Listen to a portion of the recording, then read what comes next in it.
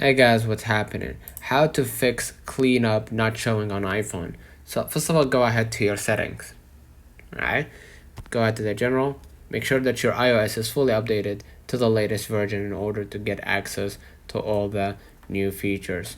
As you can see right here, I have a new feature. Just go ahead and click update tonight. Right?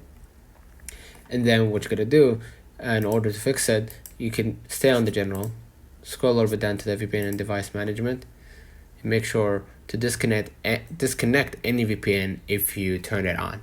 Right? That should fix it. If it's down, what you're gonna do, go back. Right? Go back. And go to the screen time. Scroll a little bit down to the content and privacy restrictions. And make sure that you turn on the content and privacy restriction. Lastly, what you're gonna do, swipe down to your control center at the top right, and then shut down your iPhone and reopen it again using your lock screen.